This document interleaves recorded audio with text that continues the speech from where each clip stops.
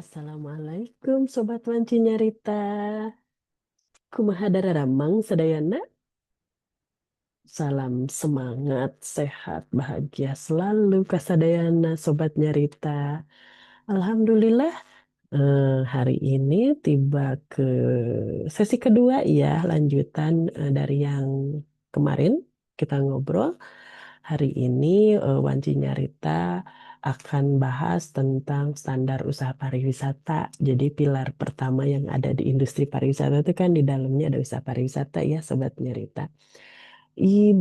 Kalau yang belum kenal ke Wanci Nyarita, sobat-sobat, bahwa ini adalah saya mengasuh Wanci Nyarita ini adalah sebagai sarana bercerita ya, berbagi sharing pengalaman praktisi profesional, khususnya di dunia kepariwisataan, untuk mudah-mudahan bisa menjadi insight buat sobat-sobat Nyarita dan menambah apa ya bahan diskusi, kemudian bahan analisis untuk kemudian dapat diperbaharui, dapat dikembangkan di kemudian hari. Nah, untuk malam ini atau hari ini kita akan masuk ke bahasan tentang pilar satu pilar di kepariwisataan, yaitu pilar industri pariwisata. Nah, industri pariwisata itu di dalamnya adalah ada 13 sektor usaha pariwisata dan diturunkan kepada lebih dari 52 subsektor. Nah, industri itu adalah kalau secara etimologi ya, secara definisi, kalau industri pariwisata, industri itu adalah berarti kumpulan dari beberapa usaha pariwisata. Gitu, kumpulan dari beberapa usaha pariwisata. Nah, itu gampangnya seperti itu. Nah, makanya disebutnya industri. Nah, di dalamnya ada beragam-ragam atau berbagai macam usaha pariwisata. Nah, secara definisi usaha pariwisata ini adalah usaha yang menyediakan barang dan atau jasa bagi pemenuhan kebutuhan wisatawan dan penyelenggaraan pariwisata. Jadi di situ ada poinnya adalah ada barang dan jasa untuk memenuhi kebutuhan wisatawan dan penyelenggaraan pariwisata.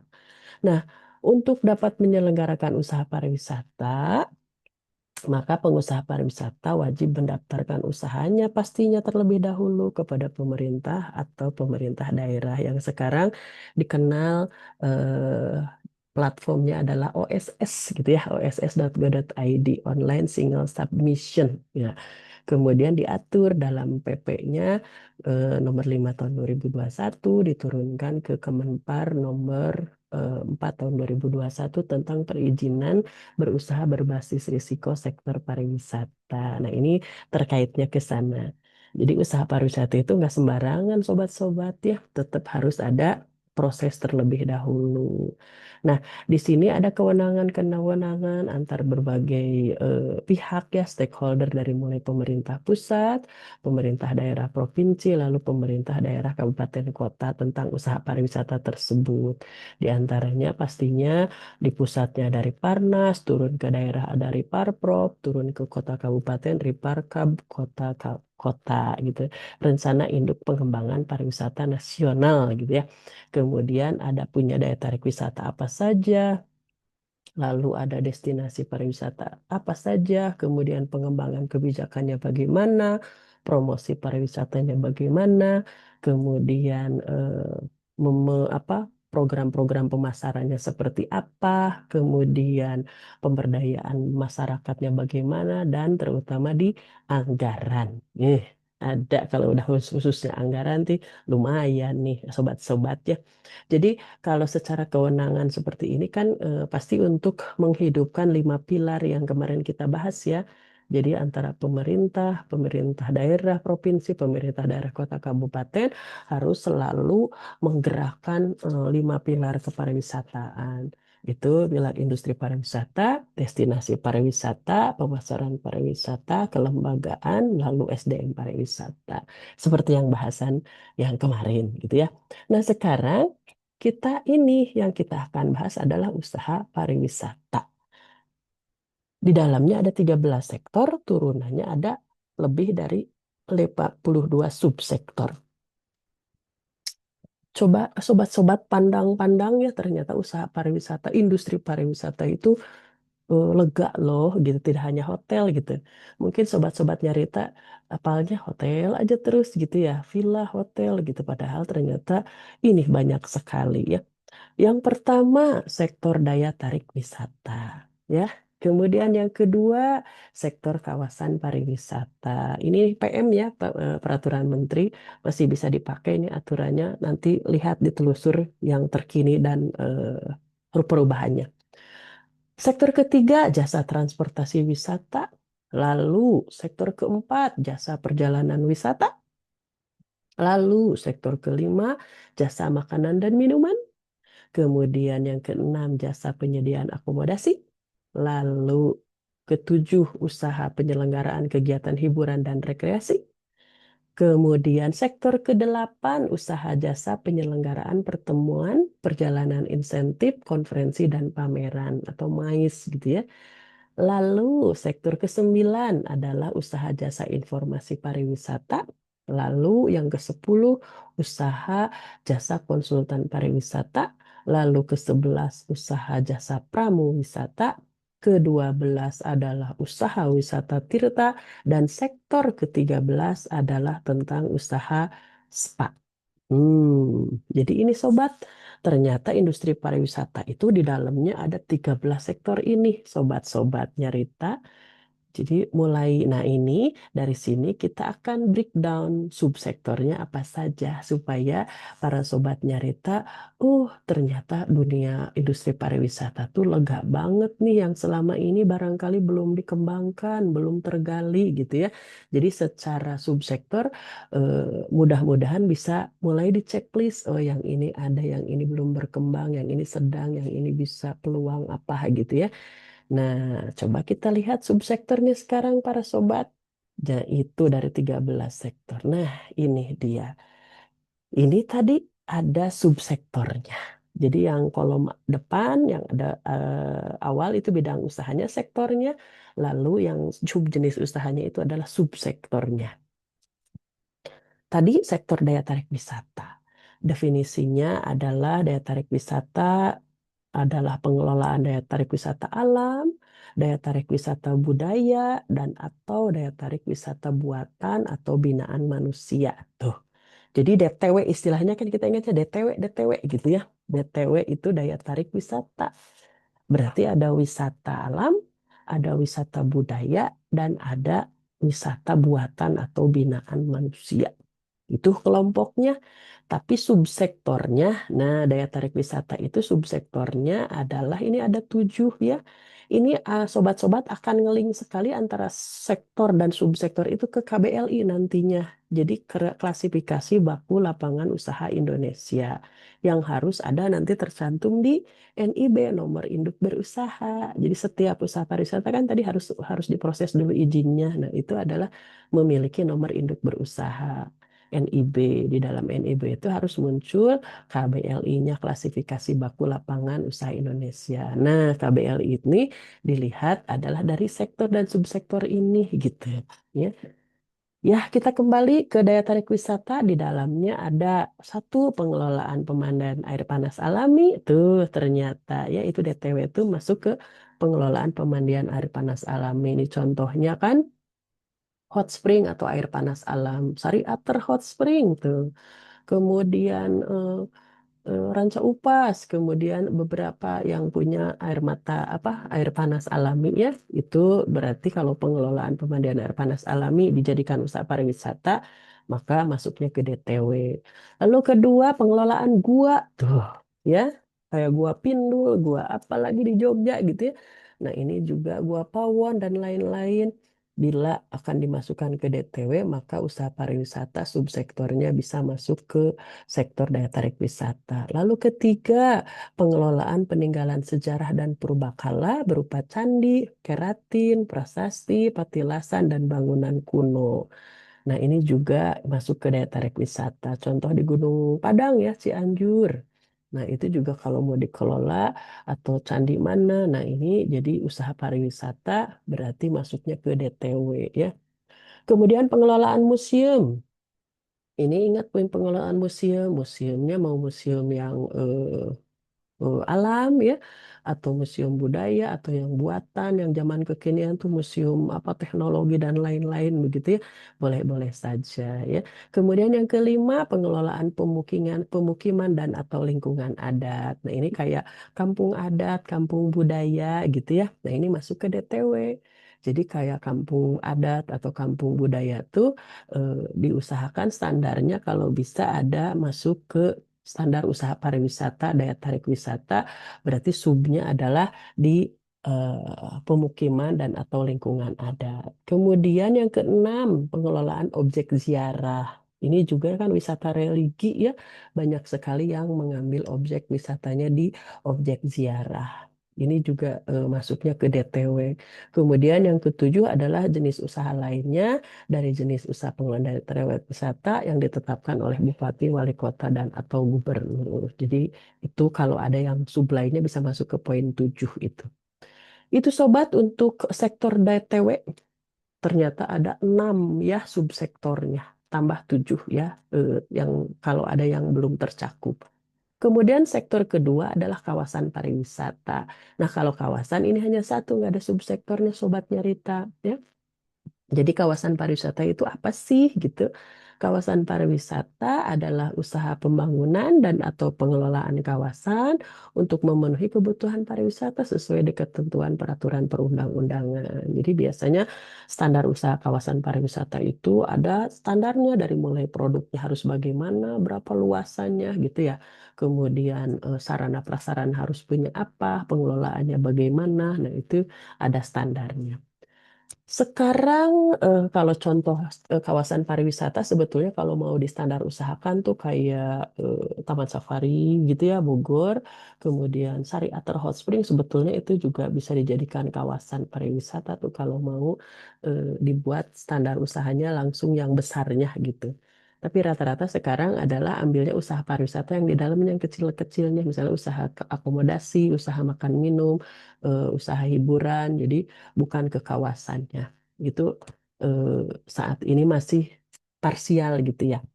Kemudian sektor ketiga, Sobat Nyarita, yaitu jasa transportasi wisata.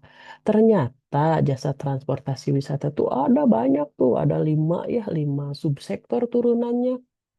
Jadi ada angkutan jalan wisata, itu berarti yang apa namanya mobil-mobil kendaraan yang untuk dipakai ke wisata itu ya, bis-bis wisata. Kita ingatnya kan suka ada bis wisata gitu ya, shuttle-shuttle wisata gitu boleh. Yang di darat ya. Kemudian angkutan kereta api wisata tuh di kereta api itu ada kereta api panoramik tuh Pangandaran gitu ya. Kereta wisata apa gitu ya, ada kereta api ya. Kemudian angkutan sungai dan danau wisata tuh di sungai juga ternyata ada ya subsektor pariwisata, angkutan sungai dan danau wisata. Jadi seperti yang ada di Banjarmasin, Banjarbaru tuh. Jadi kan ada perahu-perahu ya untuk berwisata. Kalau di Perancis itu yang suka di bawah-bawah itu tuh ada yang di sungai-sungai gitu ya. Nah itu. Kemudian angkutan laut domestik wisata. Nah itu berarti kapal-kapal, kapal-kapal laut atau cruise bisa atau pinisi bisa itu untuk domestik wisata. Seperti di Raja Ampat tuh kan ada kapal pinisi gitu ya dari pulau ke pulau. Nanti on board tidurnya menginapnya gitu di dalam kapal itu gitu atau kapal pesiar lah ya. Kapal pesiar atau berupa pinisi itu tapi cakupannya adalah rutenya di domestik. Kemudian yang kelima, angkutan laut internasional wisata. Jadi cruise yang menghubungkan antar Indonesia ke negara lain gitu. Jadi ada yang domestik, ada yang internasional. Nah, ini sangat terbuka sekali untuk para pengusaha Bapak Ibu mau main di subsektor yang mana nih kita gitu. Apakah mau kencengin tuh yang angkutan domestik atau yang internasional. Nah, ini juga bisa coba digali ya Sobat Nyarita. Kemudian sektor yang keempat, sobat-sobat, yaitu jasa perjalanan wisata. Di situ breakdownnya, subsektornya ada dua, yaitu Biro Perjalanan Wisata atau BPW. Lalu duanya adalah agen perjalanan wisata. Jadi BPW-nya itu yang besarnya, kemudian sub-subnya biasanya ke agen perjalanan wisata. Nah itu ada dua bendera subsektornya, BPW dan APW, begitu ya. Kemudian kita maju lagi Sobat Nyerita, kita ke sektor jasa makanan dan minuman. Nah ini banyak sekali, ini ada hampir 6 ya, nanti coba subsektornya apa saja.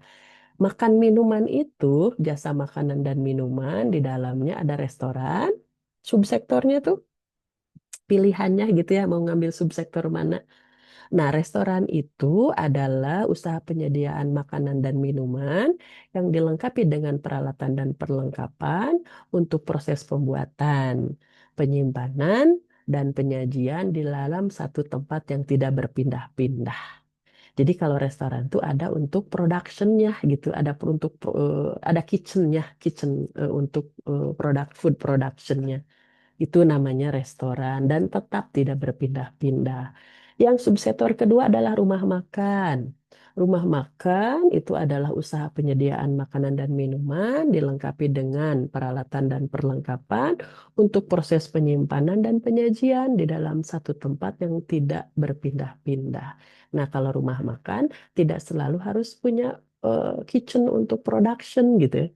Jadi bisa jadi dari dari sumbernya dari restoran atau dari catering atau dari mana dikirim ke rumah makan itu setengah matang misalnya nanti baru dihangatkan. Jadi ini tidak ada kitchen untuk food production ya, bedanya begitu antara restoran dan rumah makan tuh poin perbedaannya ada di ada tidaknya kitchen untuk food productionnya. Kemudian yang ketiga subsektornya bar atau rumah minum. Nah, rumah bar atau rumah minum ini adalah usaha penyediaan minuman beralkohol dan non-alkohol dilengkapi dengan peralatan dan perlengkapan untuk proses pembuatan, penyimpanan dan atau penyajiannya di dalam satu tempat yang tetap tidak berpindah-pindah. Nah, di sini poinnya bar itu rumah minum itu berarti ada untuk bar counternya begitu ya untuk proses peracikan pembuatan minuman-minuman di dalamnya ada minuman alkohol dan non alkohol. Jadi bukan minuman yang siap minum gitu, ready to drink gitu, tidak gitu. Jadi harus ada bar counternya untuk proses pembuatan minuman-minuman yang disajikan gitu. Ya, itu untuk bar dan rumah minum. Lalu yang subsektor keempat ini adalah kafe. Kafe adalah penyediaan makanan ringan dan minuman ringan, dilengkapi dengan peralatan dan perlengkapan untuk proses pembuatan, penyimpanan, dan atau penyajiannya di dalam satu tempat tidak berpindah-pindah. Jadi kalau untuk kafe sebetulnya kategorinya adalah makanan ringan dan minuman ringan kategorinya gitu ya. Jadi bukan ke kalau tadi rumah makan sih kan makanan berat-berat gitu ya. Kalau kafe istilahnya heavy meal lah ya, makanan ringan dan minuman ringan. eh, Cemilan-cemilan begitu. Tapi rata-rata sekarang antara hati-hati sobat-sobat antara ini nama-nama legal dengan brand dengan nama brand itu kadang-kadang suka nyaru gitu ya.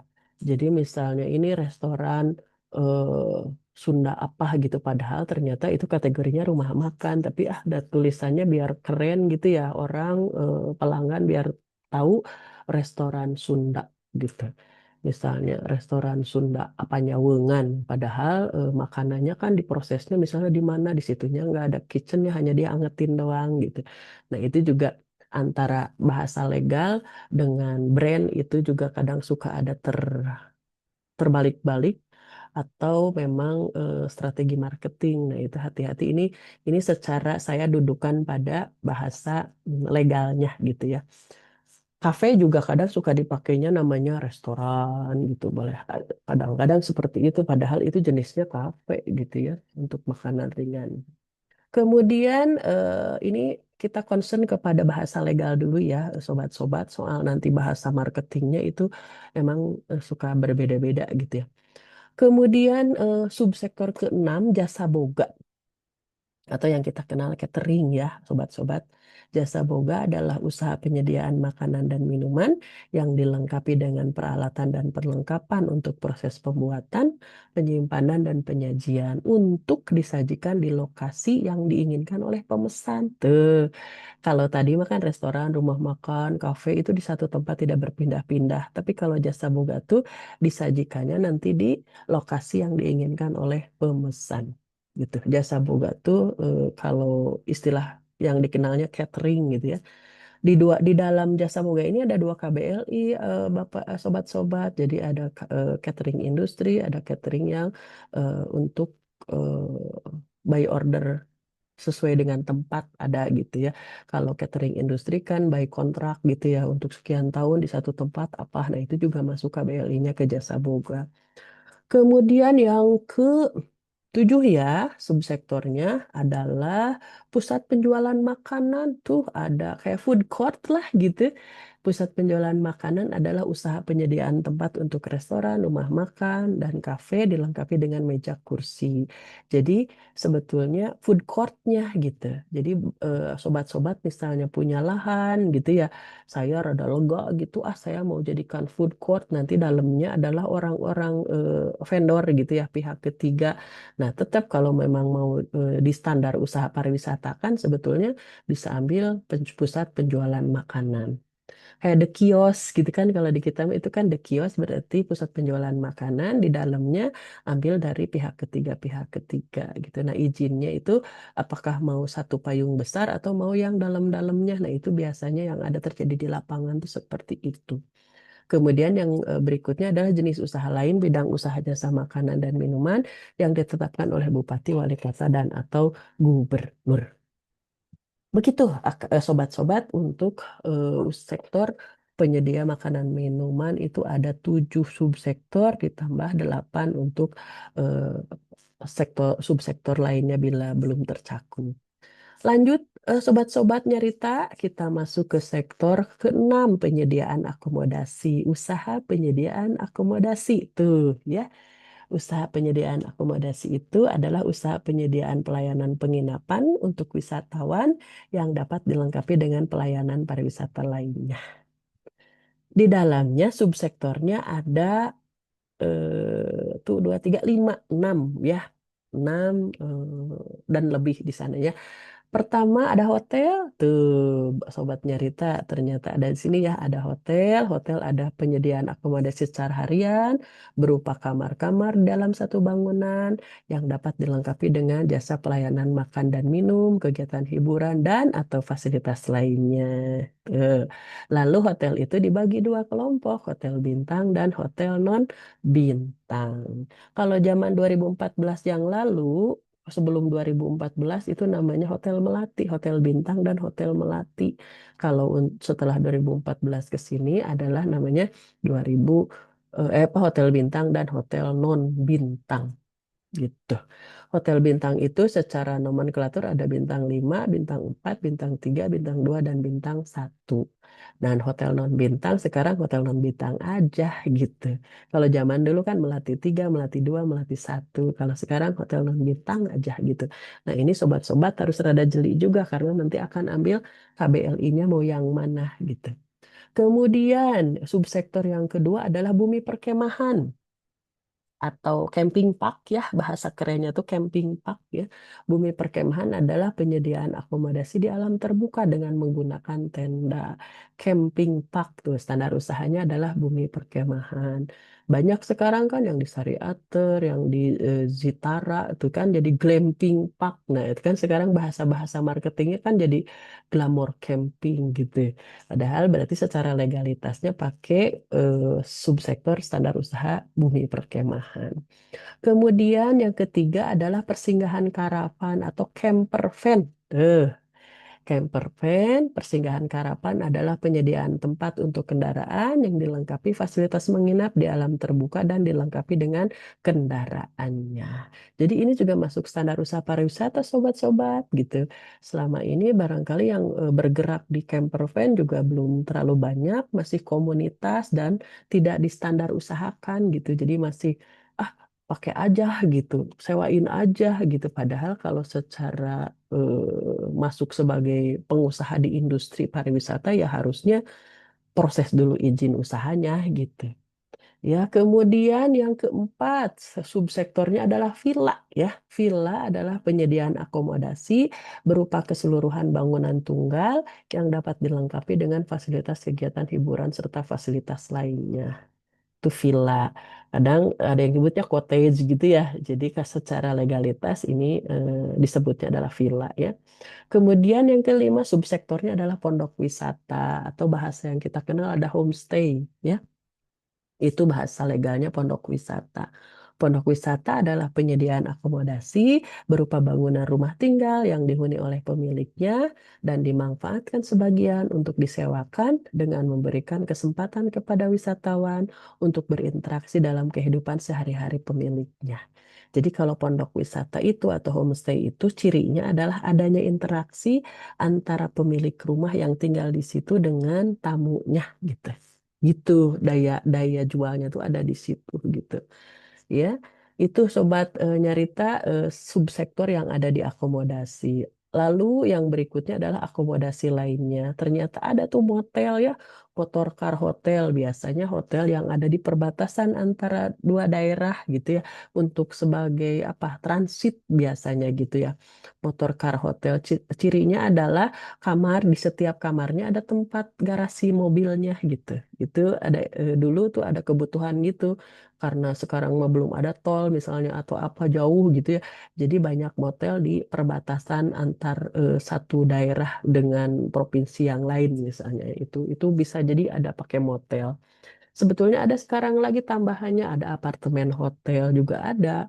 Nah, itu juga standar usahanya biasanya termasuk ke kebijakan daerah, gubernur, kota, kabupaten gitu.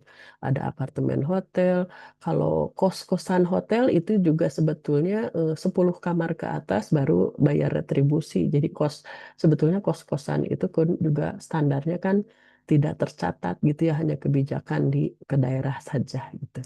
Hanya eh, dalam kenyataannya memang banyak sekali yang membuat usaha akomodasi yang tanpa izin usaha pariwisata begitu jualan aja langsung gitu kayak Airbnb begitu ya punya satu rumah kosong sewain aja gitu. Sementara izin-izinnya nggak ada nih usaha pariwisata. Tadi kan pada waktu di awal di pasal 14 usaha pariwisata itu sebelum mengoperasikan usahanya harus memproses dulu izinnya gitu, minimum punya NIB lalu di dalamnya ada KBLI gitu sobat nyerita ya supaya sah gitu ya kalau kita jadi pengusaha tuh memiliki usaha pariwisata ada buktinya legalitasnya gitu. Kemudian kita bergerak lagi ke sektor ketujuh ya. Kan tadi ada 13 sektor, sekarang sektor ketujuh penyelenggaraan kegiatan hiburan dan rekreasi. Ini ternyata ada lumayan banyak sobat-sobat. Jadi pertama adalah kelompok gelanggang olahraga. Nah, itu kan masuk hiburan dan rekreasi ya, olahraga. Di olahraga itu yang masuk ke usaha pariwisata ada lapangan golf ya. Satu, ada rumah biliar, ada gelanggang renang, kemudian ada lapangan tenis, gelanggang bowling, dan subjenis usaha lainnya. Nah, ini kalau memang mau kegiatan hiburan dan rekreasi, gelanggang olahraga di dalamnya, itu bisa masuk ke standar usaha pariwisata, gelanggang olahraga, sektor penyelenggaraan kegiatan hiburan dan rekreasi. Jadi kayak punya gor gitu banyak dan apa. Nah, itu bisa juga di usaha sebagai usaha pariwisata gitu. Lalu penyelenggaraan kegiatan hiburan dan rekreasi lain subsektornya ada gelanggang seni, yaitu fasilitas tempat dan fasilitas untuk melakukan kegiatan seni atau menonton karya seni gitu tuh. Satu adalah sanggar seninya, lalu kedua galeri seni, ketiga gedung pertunjukan seni, dan subjenis lainnya yang ditetapkan oleh wali kota atau gubernur. Jadi seperti Jatyo Manuarte itu galeri seni, kemudian yang ada di Dago tuh ada tuh Lawang Wangi gitu ya. Nah itu kalau memang mau masuk ke standar usahanya di penyelenggaraan hiburan gelanggang seni ini bisa masuk ke sini, bisa ambil KBLI ini gitu. Sanggar seninya, galeri seninya, gedung pertunjukan seninya gitu ya. Nah, ini bisa masuk KBLI-nya, bisa dijadi pilihan. Kemudian lanjutan dari penyelenggaraan kegiatan hiburan dan rekreasi adalah arena permainan. Arena permainan ini adalah usaha yang menyediakan tempat menjual dan fasilitas untuk bermain dengan ketangkasan. Kata kuncinya ada ketangkasannya nih. Yang subsektornya adalah arena permainan, yang kedua adalah subjenis usaha lainnya dari jenis usaha permainan yang ditetapkan oleh Bupati Wali Kota. Jadi kayak time zone lah, sobat nyarita ya, kayak time zone gitu ya, apa arena arena permainan apa yang ada di Kiara Artapak tuh, eh, eh, Lollipop gitu deh. Ini ada arena permainan seperti itu untuk anak, remaja dan dewasa. Itu kalau masuk ke usaha pariwisata bisa ambil arena permainan ini. Kemudian yang keempat adalah subsektornya hiburan malam. Tuh, hiburan malam adalah usaha yang menyediakan tempat dan fasilitas bersantai dan melantai diiringi musik dan cahaya lampu dengan atau tanpa pramuria. Jadi bayangkan, oh berarti hiburan malam tuh eh, ada fasilitas untuk bersantainya, kemudian untuk dancingnya, ada musiknya, lalu ada lightingnya gitu. Baik itu ada pramurianya atau tidak ada. Nah, di dalamnya subsektornya adalah ada klub malam, kemudian ada diskotik, lalu ada pub gitu ya. Berarti ada tiga subsektor tuh sobat nyarita ya di hiburan malam tuh. Ada klub malamnya, ada diskotik, ada pub gitu ya. Jadi kalau pub itu kan minum-minum ya, rata-rata digabungkan dengan biliar biasanya ya. Diskotik berarti ada untuk melantainya, ada dancingnya, kemudian ada DJ-nya ya biasanya gitu ya. Nah, klub malam berarti biasanya akan lebih lengkap lagi gitu. Klub malam tuh biasanya fasilitasnya lebih komplit gitu ya. Ada unsur singingnya, dancingnya gitu. Kemudian lighting dan entertainment yang lainnya gitu. Kemudian yang kelima nih, di penyelenggaraan kegiatan hiburan dan rekreasi itu ada panti pijat. Sobat Nyerita, panti pijat adalah usaha yang menyediakan tempat dan fasilitas pemijatan dengan tenaga pemijat yang terlatih. Subsektornya adalah panti pijat. Atau yang kedua sub usaha lainnya yang ditentukan oleh bupati, wali kota, dan gubernur. Nah, panti pijat ini masuknya ke kegiatan hiburan dan rekreasi sektornya. Hati-hati tertukar dengan spa, sobatnya Rita. Karena kalau ini panti pijat itu berarti kan khusus untuk fasilitas pemijatan, massage gitu ya. Nah, kadang-kadang kenyataannya di operasional di industri pariwisata adalah suka dicampurkan dengan spa, padahal spa itu masuk terdiri dari satu sektor berdiri sendiri kalau spa gitu. Spa itu kan solus per aqua, sehat oleh air gitu. Jadi fasilitas usaha pariwisata yang lebih lengkap, tidak hanya sekedar pijat gitu. Itu standar usahanya berdiri sendiri satu sektor kalau spa. Nah, kalau panti pijat ini masuknya menginduknya ke sektor penyelenggaraan kegiatan hiburan dan rekreasi. Itu eh, jalur-jalurnya begitu ya. Karena ada juga yang barang mewah. Nah, spa itu masuknya ke barang mewah, sementara panti pijat kan belum gitu. Kemarin kan gonjang-ganjing tentang aturan pajak barang mewah. Nah, kemarin terjadi kan, oh spa yang masuk bukan panti pijat gitu ceritanya. Tambahan lagi ternyata nih masih ada nih penyelenggaraan kegiatan hiburan dan rekreasi. Ternyata ada tambahannya nih yang keenam, taman rekreasi tuh. Taman rekreasi adalah usaha yang menyediakan tempat dan fasilitas untuk berekreasi dengan bermacam-macam atraksi. Berarti di dalamnya kata kuncinya adalah fasilitas untuk berekreasi, lalu ada macam-macam atraksi. Ya, di dalamnya ada subsektornya adalah taman rekreasi, lalu ada taman bertema, lalu subjenis lainnya. Jadi kalau taman bertema tuh kayak Trans Studio tuh. Itu kan tematik ya, tematik berarti ini, kemudian Trans Studio, kemudian ada yang salju-salju itu gitu ya. Nah, ada tematik satu tema gitu ya. Taman rekreasi di dalamnya ada untuk berekreasi, lalu ada atraksinya gitu. Nah, itu hati-hati taman rekreasi juga ada KBLI-nya lumayan lumayan tinggi syarat-syaratnya begitu ya. Jadi hampir berapa hektar harus punya, kemudian di dalamnya harus ada atraksi apa gitu. Kemudian subsektor lainnya adalah karaoke, Sobat Nyarita nih. Penyelenggaraan kegiatan hiburan sektornya, subsektornya ada karaoke. Karaoke adalah usaha yang menyediakan tempat dan fasilitas menyanyi dengan atau tanpa pemandu lagu. Jadi baik pakai pemandu lagu atau tidak, itu karaoke. Itu juga secara detailnya nanti produknya harus punya apa, sarananya harus punya apa, pengelolaan dan pelayanannya harus punya apa, ada standar turunannya.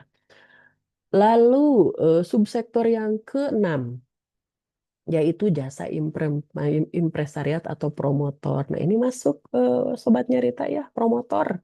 Promotor adalah usaha pengurusan penyelenggaraan hiburan berupa mendatangkan, mengirimkan, maupun mengembalikan artis atau olahragawan Indonesia dan asing, serta melakukan pertunjukan yang diisi oleh artis atau olahragawan yang bersangkutan. Jadi jasa impresariat atau promotor baik itu dalam olahraga atau dalam seni itu masuk ke standar usahanya penyelenggaraan kegiatan hiburan dan rekreasi. Jadi kayak mau ada konser gitu ya, konser Taylor Swift, konser Coldplay gitu ya, atau seperti Adri Subono tuh, nah itu promotor jasa impresariat. Kemudian kalau olahraga berarti misalnya Liga Voli lah Asia, ASEAN gitu dan apa, nah itu bisa dijadikan ke klausul subsektor jasa impresariat atau promotor. Nah, ini mudah-mudahan para sobat nyarita jadi punya nih, oh ternyata saya bisa nih ada peluang subsektor ini gitu. Mulailah digali, dioptimalkan gitu. Gitu. Kalau sudah tahu urut-urutannya, jalur-jalurnya, nanti telusuri aja KBLI-nya. Kemudian kita berlanjut ke sektor ke-8. Kan tadi ada 13 totalnya ya, Sobat Nyarita. Yang ke-8 adalah penyelenggaraan pertemuan, perjalanan insentif, konferensi, dan pameran. Atau MICE ya, Meeting, Incentive, Exhibition, and Conference. Jadi ini jenis usahanya ini. Jadi kalau kayak Sentul, Sentul tuh kayak di Sentul atau JCC. Nah, ini kan masuknya ke sini usaha pariwisatanya ke penyelenggaraan MICE ini gitu. Jakarta Convention Center gitu. Kemudian JIS, kemudian misalnya Sentul Convention apa gitu. Nah, ini bisa masuk ke standar usahanya penyelenggaraan pertemuan perjalanan insentif, konferensi dan pameran. Lalu sektor 9, Sobat Nyerita. Ini ada jasa informasi pariwisata. Ini juga kenceng untuk digali, Sobat.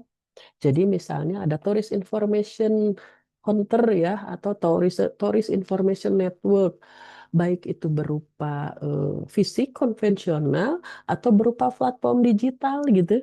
Nah, ini bisa masuk ke KBLI ini sektor usaha jasa pariwisata, yaitu jasa informasi pariwisata.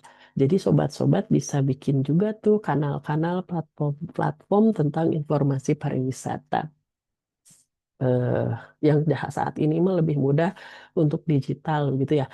Jadi bisa jadi Tourist Information Network gitu. Kita ingat zaman dahulu kala kan banyak tahun berapa ya 90-an setiap ke airport atau setiap ke stasiun kereta api pasti di kedatangan tuh ada brosur berjejer gitu ya. Kita ambil ada paket-paket itinerary gitu. Saya harus kemana gitu. Zaman sekarang kan digital ya sobat-sobat. Jadi bisa gunakan ini di-explore nih untuk bisa jadi usaha ya, jasa informasi pariwisata.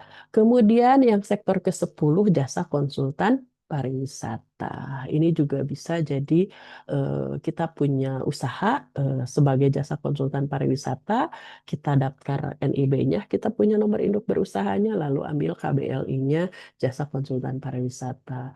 Ada standarnya tuh, ada syarat-syaratnya juga nantinya, apakah bergerak di bidang pemasaran gitu ya, atau penelitian, atau pendampingan, kemudian ada lagi di syarat-syarat yang lainnya ya. Kemudian yang ke-11 nih sektornya adalah jasa pramuwisata atau guide gitu ya. Nah, ini berdiri sendiri, Mbak, sobat-sobat nih. Pramuwisata tuh sektornya berdiri sendiri gaya nih, guide gitu ya. Kalau ada Himpunan Pramuwisata Indonesia tuh HPI, nah ini sektornya tersendiri, makanya sering sekali dari kementerian, dari dinas, ayo tingkatkan nih kualitas kompetensi profesional pramuwisata kita gitu ya. Nah, ini sektornya berdiri sendiri, sangat memungkinkan untuk sobat-sobat bisa berkontribusi. Lalu sektor ke-12, sobat-sobat, yaitu sektor wisata tirta. Wisata tirta terbagi dari dua kelompok nih, ada wisata bahari, ada wisata sungai, danau, dan waduk. Ya, bahari itu kan laut ya. Nah, untuk wisata bahari yang laut itu subsektornya ada wisata selam, lalu ada wisata perahu layar, lalu ada wisata memancing, memancing laut ya. Kemudian ada wisata selancar, yang itu tuh kakaknya Luna Maya tuh siapa? Aduh namanya siapa itu? Wisata selancar tuh jagonya di sana. Kemudian wisata dermaga bahari dan subjenis usaha lainnya yang ditentukan oleh bupati, wali kota, atau gubernur.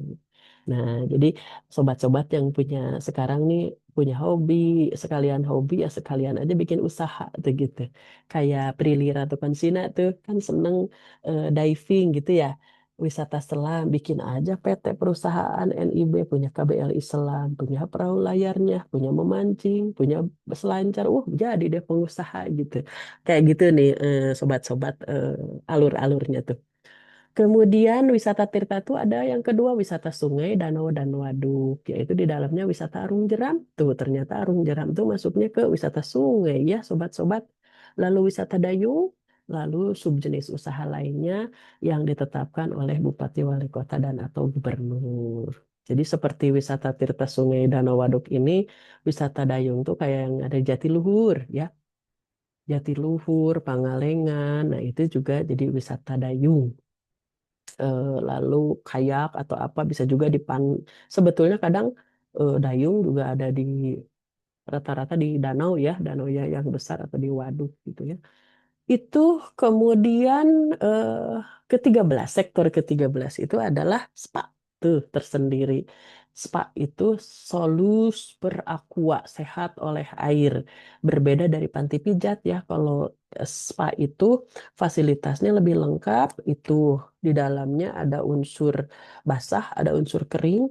Jadi pakai ada unsur air, unsur kering, jadi ada steam, ada kolam rendam gitu ya, ada jacuzzi gitu. Nah, itu unsur-unsurnya berarti kan ada unsur airnya, aromatik gitu. Kalau pijatnya kan hampir sama ya, pijat, tapi sarana prasarannya ada tambahannya, ada unsur airnya tadi, ada jacuzzinya, whirlpoolnya, ada steamnya, lalu ada tambahannya secara standar, ada konsultasinya. Jadi ada konsultan medisnya gitu. Spa juga kan ada medical spa, ada yang spa kosmetik atau healing aja juga ada. Jadi spa ini berdiri sendiri sektornya. Sobat-sobat, jangan tertukar dengan panti pijat yang tadi masuk ke hiburan. Itu spa itu lebih luas gitu, fasilitasnya lebih lengkap begitu. Kadang sekarang disebutnya wellness gitu, spa wellness gitu istilahnya. Karena di dalamnya adalah untuk jiwa dan raga. Jadi ada unsur untuk penyegaran raganya sama untuk penyegaran jiwanya gitu. Seperti itu, sobat-sobat, ternyata ada 13 sektor, turunannya lebih dari 52 subsektor. Mudah-mudahan sobat nyarita ini sekarang sudah bisa milih-milih nih. Wah, bisa optimalkan nih. Jadi ada curiosity ya, ingin tahu, oh gimana nih saya perdalam ini gitu ya. Jadi setelah tahu secara pembagian sektor dan subsektornya, Sobat Nyarita susul deh ke KBLI klasifikasi Baku Lapangan Usaha Indonesia. Kemudian boleh saja mulai usahanya dulu setelah berjalan 6 bulan dan apa, kalau bagusnya memang kan punya dulu NIB gitu ya. Tapi kalau misalnya mau trial dulu ya silahkan gitu. Nanti juga akan berkaitan kepada PP 5 2021 atau diturunkan Permen Parekraf nomor 4 2021 tentang perizinan berusaha berbasis risiko sektor pariwisata. Jadi kalau berdasarkan PP itu dan Permen itu adalah usaha pariwisata itu ada 4 level resiko. Ada resiko tinggi, resiko menengah tinggi, menengah rendah, dan rendah. Nah, nanti usaha pariwisata yang tadi subsektor banyak itu ada level-levelnya begitu. Demikian Sobat Nyarita, bahasan kita tentang standar usaha pariwisata mudah-mudahan mencerahkan, kemudian termotivasi untuk bisa mengoptimalkan semua sektor dan subsektor yang ada. Terima kasih, sampai jumpa lagi ke sesi berikutnya yang akan kita bahas. Semakin terang benderang, mudah-mudahan akan semakin berkontribusi untuk pariwisata Indonesia tercinta. Demikian, wassalamualaikum warahmatullahi wabarakatuh.